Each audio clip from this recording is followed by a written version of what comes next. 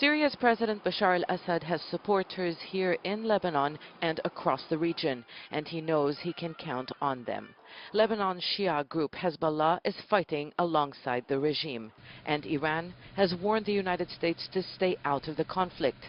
If not, it's threatened to retaliate against Israel.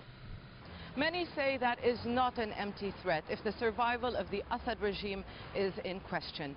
Syria's Assad is strategic for his regional backers' own survival. The war in Syria threatens to escalate beyond its borders. It is a warning the Syrian president made back in 2011. Syria, he said, is a fault line. When you play with it, there could be an earthquake that would affect the entire region. That region includes Israel, where people crowded distribution centers for gas masks. The Israeli government also deployed missile defense batteries in preparation for a possible Syrian attack. In Jordan, people are just as afraid, even though the government said it will not allow its territory to be used to launch attacks against Syria. But Syrian state media has accused the Jordanian government of participating in what it called a U.S.-led aggression. That's because Amman recently hosted a meeting of countries likely to take part in any military intervention. Things can be resolved without a military strike because it will have consequences the Arab people and Syria's neighbours don't need.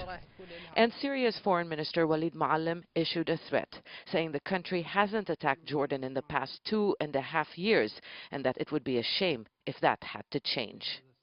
A divided Arab League has not publicly stated a position on strikes against Syria.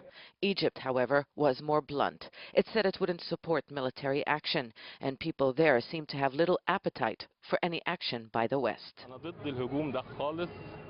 This is part of America's plan to divide the Middle East. It started with Iraq and now Syria, and this is in Israel's interest. An American intervention is a flagrant interference. It happened in Iraq. It might happen in Syria and maybe even Egypt. The Syrian leadership has promised to defend itself against any attack. It didn't say how, but there are those who have warned what Assad has repeatedly said.